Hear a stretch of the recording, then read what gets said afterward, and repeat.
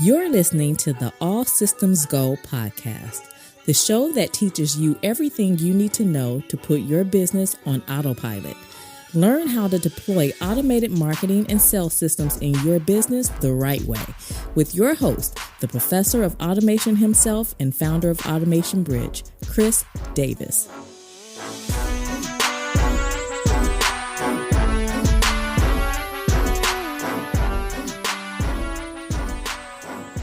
Welcome to the All Systems Go podcast. I'm your host, Chris L. Davis, founder of Automation Bridge, an online publication for small business automation. In this episode, I want to cover how most entrepreneurs are enslaved by the tools they use and don't even realize it. And in particular, if a specific tool stopped working or shut down, so would your business. So I want to teach you. I want to teach you how to break free from this and future-proof your business. But before we get into it, let me say, first and foremost, thank you for all of you that have subscribed. If this is your first time listening to the podcast, make sure you listen to this episode in its entirety and go subscribe, leave a rating and review. We're in Google Podcasts, Apple Podcasts, in every major podcasting application out there. Okay, the All Systems Go podcast is there. I want to give a special shout out to Bob the teacher. He says in his review, his 5-star rating and review, he says the key voice in marketing automation. He says, Chris delivers real talk about the need for strategy and vision while implementing marketing automation across your entire business, not just email. Having the privilege to work alongside Chris back in his days at Lead Pages, I've always known Chris to be an amazing teacher and clear voice in presenting tech topics in a super approachable way. He brings that to the table in a much needed podcast that all small business owners, from multi-million-dollar e-commerce mavens to just starting out side hustlers, need to hear. I'll be listening each week and suggest you do as well. Hashtag Autobots for Life. Bob, thank you, Bob the teacher. I learned under his teaching tutelage. Thank you. I appreciate that. Autobots means when I was at Lead Pages, I built out the automation system there, the marketing automation system there. So he coined us, myself and teams, the Autobots, because I was Optimus Prime and blah, blah, blah. So anyways, thank you for that. The kind words, the rating and review. Bob, again, if this is your first time listening, and if you haven't done so yet, please do the same. Leave a 5-star rating and review. It helps me get the word out. And it's just a simple way to show appreciation. All right. So let's get into it here. All right. Platform imprisonment. What is it? What is it? Okay. I came up with this term. Maybe it exists somewhere else. It's probably influenced by a movie or something else, but it's the act of a platform holding you hostage. Okay, the act of a platform holding you hostage. And what's behind this heinous act? What's behind it is big data. Okay, when we talk about hold your business hostage, we're talking about they hold so much of your data in their platform that it terrifies you to attempt to move it in any capacity. I saw this at its all-time high when I was working with Infusionsoft and, certified, and I would bring on clients that perhaps they were in another system like MailChimp, or maybe they were even migrating away from Infusionsoft. There was always so much hesitation. And as a young, as a young marketer, I didn't understand. I was all about implementation. I'm like, well, look, let's just export the CSV, import it, blah, blah, blah, blah, blah. Right. It's like, it'll be fine. Right. That was the naive Chris. So, by the way, let me parenthetically insert that if anybody approaches your data that way, run the other way. Don't let them touch it. When it comes to migration and you have a established business and they use words like easy, quick, just, don't trust it. There's no migration from one platform that holds a good amount of your data to another that's easy, quick, and just. Like, hey, just do this. No, it's not. It's very complex, in fact, because migration introduces data loss. There will be data lossage. How much? We don't know. But going through these processes is going to help you even master the migration. That wasn't my intent, but it will. It will help you. That's an added bonus. So let me start by saying we're all imprisoned in some form by some tool, myself included, and some deeper than others, but it affects us all, and it will affect us as long as data exists online. So I don't have a way for you to never depend on the tool, right? Like failures will happen. Breaches will happen. You won't be able to log in. Apps will freeze up. It's just part of business, right? Nothing is 100% guaranteed.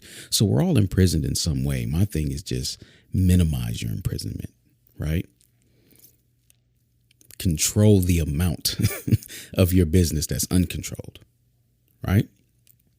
So there is a way. There is a way to maintain full control and power over your business's data, so that your imprisonment will be at a minimal at most. Okay. So let me define it. I said the word data. I don't want you to assume, and I don't want to make the assumption that you know what I mean when I say data. When I say data, I'm speaking of simply this: data involved with people and processes. Okay. All data connected to the processes you deploy and the people within them.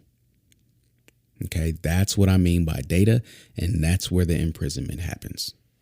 It's all valuable data. And for most, it exists in a single tool and nowhere else.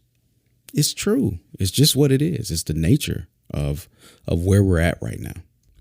You know, online business culture is in a position where it's like, hey, jump off the cliff and grow your wings on the way down.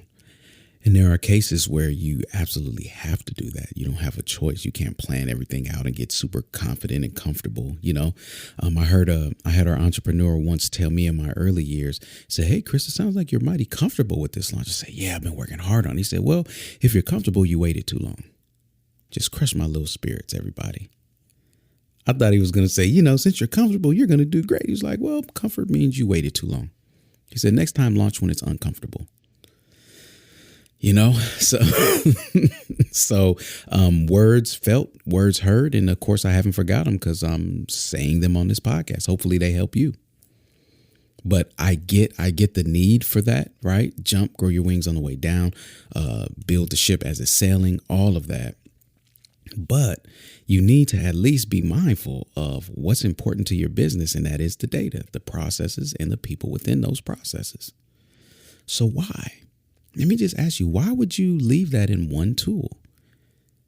Right? Is it because you haven't heard of another way or realized one? Maybe you've never witnessed a data failure or something like that, you know, migration or anything, and you're numb to the possibilities.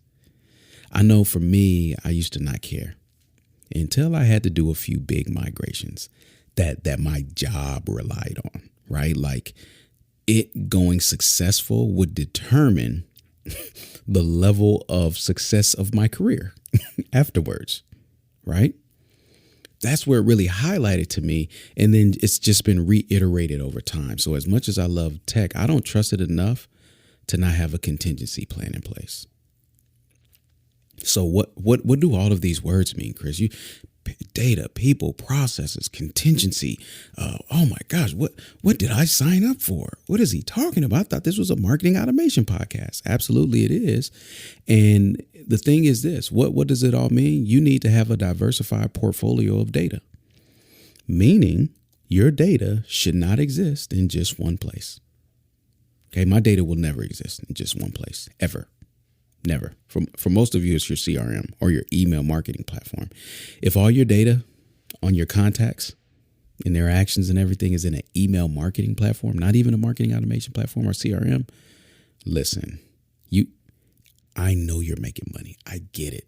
Trust me. I feel like you know what you're doing, but you are running a risk. Oh my God. You're one uncontrollable move away on behalf of your email marketing platform. Oh my goodness. I even thinking about it just kind of makes me cringe. I would never do that. I would never just have all my data in one place, ever. It needs to be diversified. I'll never entrust a single company with that level of control and access over my company. So best believe if somebody were to break into my CRM right now and say, ha, got him, delete, right? They can do all of that. I'll be up and running within a week because I have a backup. I have it backed up. I'll tell you how I back my stuff up a little later. I won't give you all the goods, but I'll give you some insight. Okay. So the main point of that entire intro was that you need to be diversifying the data storage in your business. It does not take much additional effort. A lot of times it's an additional zap or additional action within an automation to send that data out into a spreadsheet or something like that, you know. But you need to be able to maintain control over it at all times. Okay. So what does it look like? How do you diversify your data? And what does that process entail or involve? Well, let's start with processes. Simply put, if you've been listening to this podcast, you should be able to finish this sentence. What am I going to say about processes? You need to document them. You need to document them outside of the tool you're using to execute them. Okay. I'm always saddened when someone calls me and tells me that they're, well, you know, what they're doing, but have no documentation to share with me. Right. They're one catastrophe away, God forbid, from losing all of their value IP that exists only in their head because they know what they're doing, but nobody else can see it. Nobody else can replicate it without them.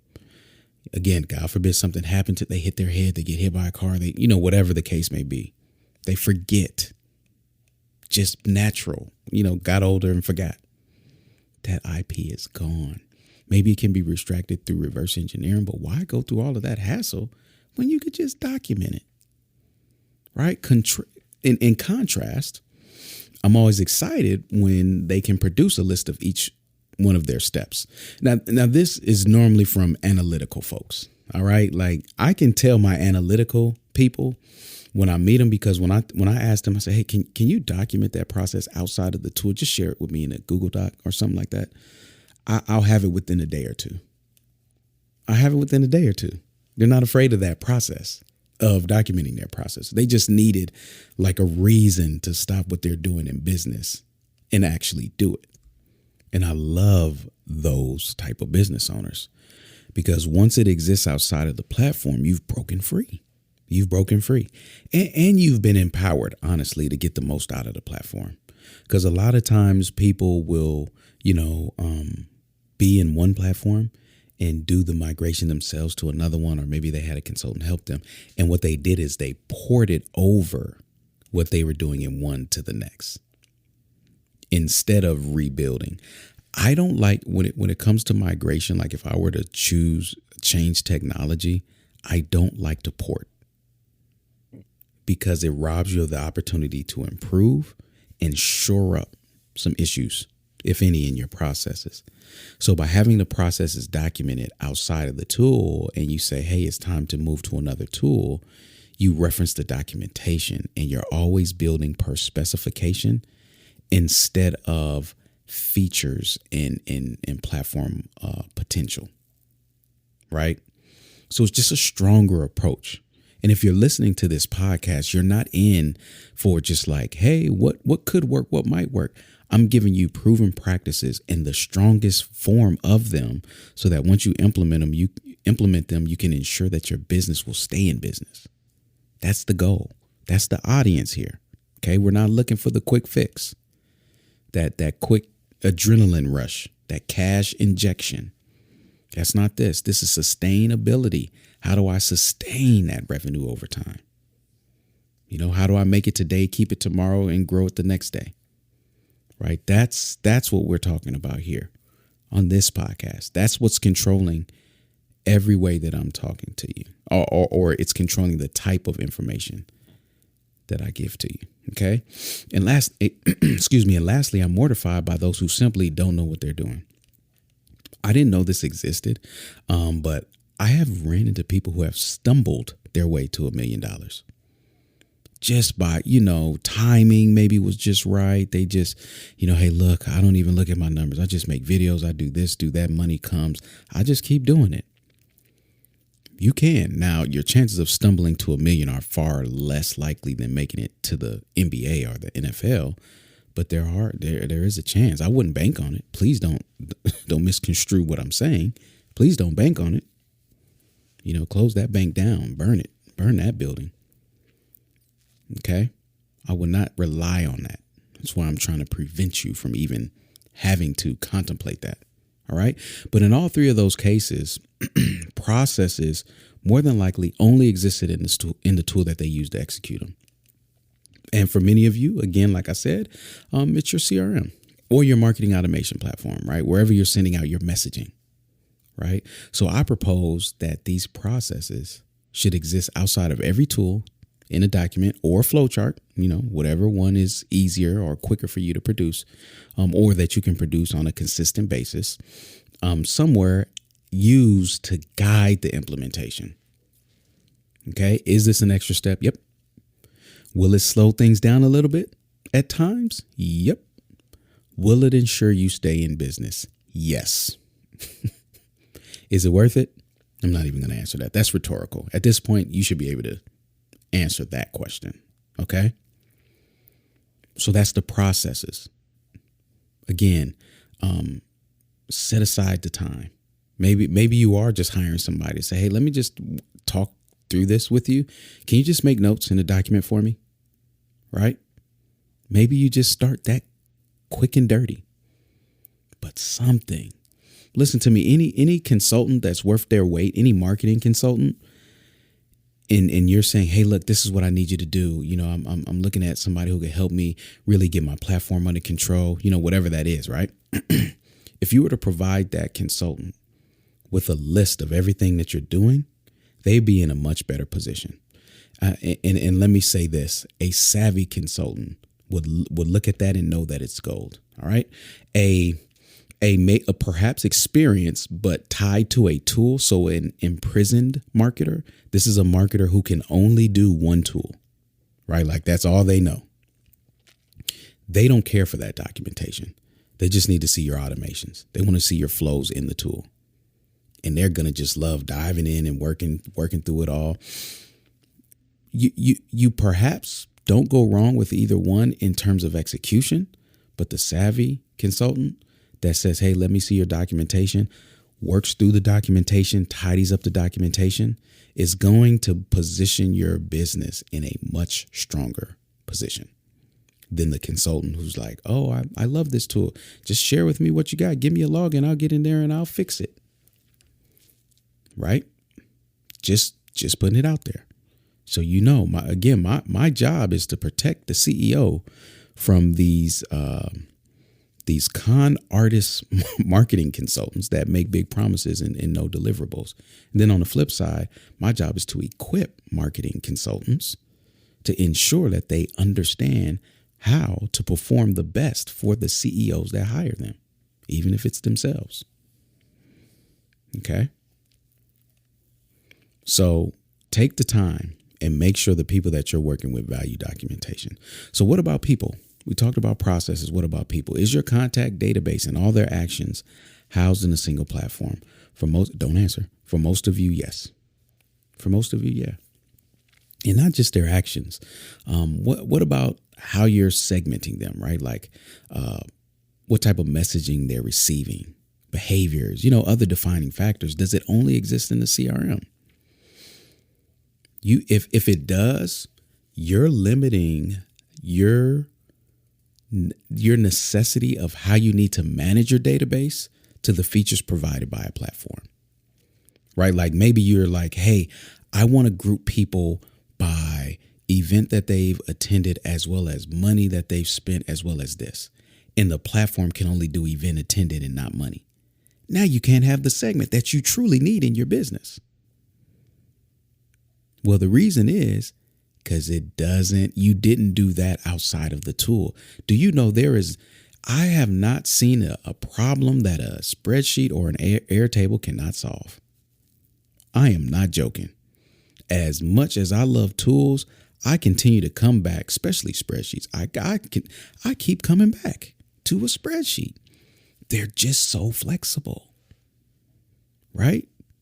And Airtable is like, man, it's dominating my spreadsheet time. I'm to the point now I really only rely on spreadsheets for reporting, but everything else, relational databases and Airtable, and I can almost solve world hunger. Like, hey, well, look, hunger is attached to money, which is attached to societal issues. And if the database like my mind just starts seeing all these connections, and it's like, what can I do? Right. But when I say that, I'm saying this because all of my contact data, segmentation, all of that information exists outside the platform. In fact, I'll give you all some more insight. I've always run, I do, and I always have and always will. I have an automation that runs that backs up every lead at the point of capture. Right? Like right when they opt in, it's getting backed up to a spreadsheet.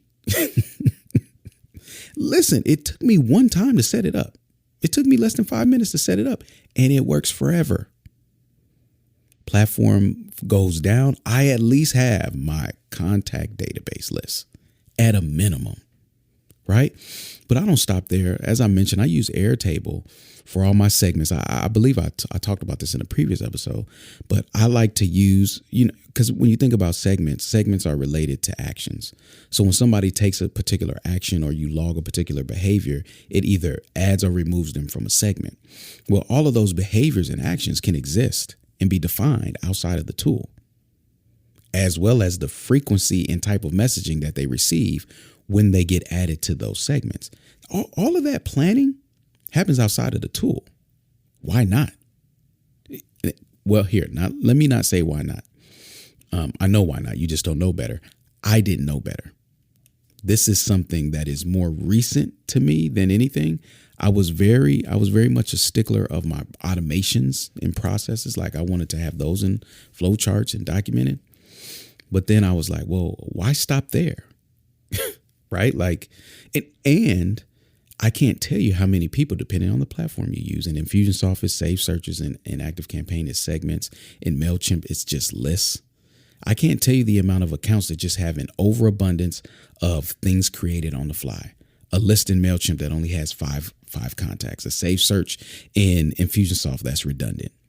A segment in ActiveCampaign that you create every time you send an email, and you've got hundreds of segments. A lot of double duty and a lack of consistency with messaging. Listen, when I mandate that information be housed in an Airtable or a similar platform, it forces me to go and look at my like I go there first and say, okay, I want to send an email to, oh, wait a minute, new segment, put it in the Airtable because it may already exist. Right. And what am I saying, everybody? When it comes to contacts and all of the information, the ease of visualization is key. Very rarely can I get quick and easy visualization from a platform. I'm very familiar with Airtable. It sounds like I'm an Airtable advocate. Maybe I am. I'll put a link to it in the show notes. But I can easily group, filter, display contacts in so many different ways. Whereas platforms, you normally have to create the condition, then hit search, then wait, then okay, let me change something, X this out, search, then wait, right?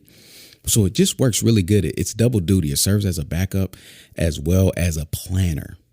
So if I have all of this outside of my existing outside of my tool, and one of the tools that I use goes down, I can easily reproduce whatever I need in the next tool. It's my blueprint. Essentially, what I'm telling you is that how to break free from imprisonment is to have your own blueprints.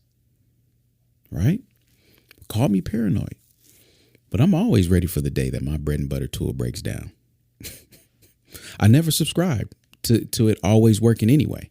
I know the fragility of not just technology, but just life, right? Somebody's going to hit the wrong button at that startup and something bad is going to happen.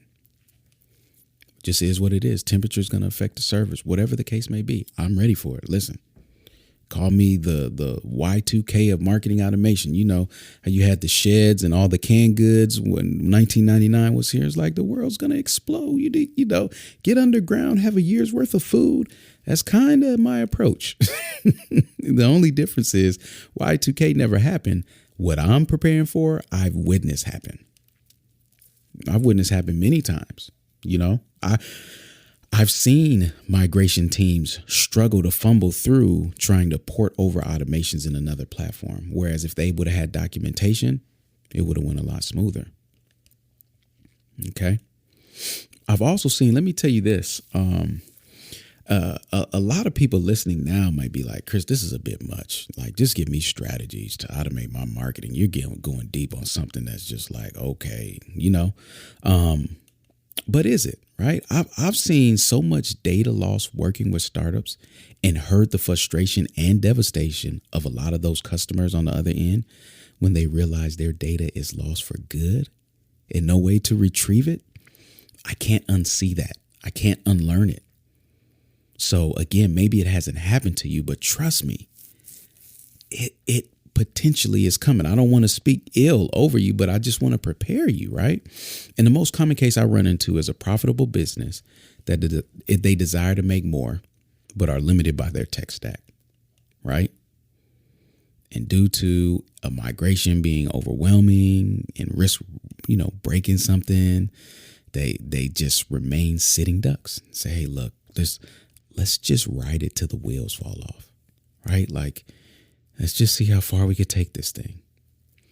Then when they find someone like myself who will help future-proof their business and do things the right way, extract a strategy, document it, and then rebuild, right? They've oftentimes wasted money on someone else who's overpromised and underdelivered. And now it's a funds issue, or so they say. I wish I would have met you 3 months ago, right? But having documentation and data outside of the platform is key.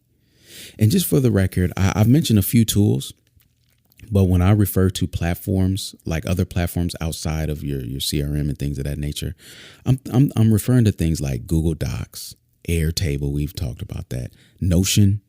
I'm starting to use Notion.so a lot more, just for notes, databases, and just organizing all of your documents. Evernote, cloud-based note taking, just flat out Notepad. I see a lot of people using Apple's Note application a lot. Syncs with the cloud, can add to it on the go with your iPhone, whatever the case may be. But I'll tell you what, regardless of what you use something. Whatever is easy for you to pick up and easily put into play, use it. It benefits the platform. Let me tell you this. The secret's out. It benefits the platform to be the sole owner of your data. If they know, I got it. All this data is all I have to do is keep adding features and I get more of his data. It's a race to who can get the most data out here. The question is, are you in the race? Are you owning your own data? Is it in a platform like Google Docs, Airtable, spreadsheet, whatever, that you control and have access to? Now, somebody just said, well, Chris, Google can fail. Airtable can fail. You're right. Yes, you are correct. The difference is these platforms specialize in holding that type of data, where a marketing platform specializes in running code to execute marketing or sales or whatever other function. So it's going to be a bit more secure if the platform was built for you to put your data in it. Okay. Are you in the race to own your own data?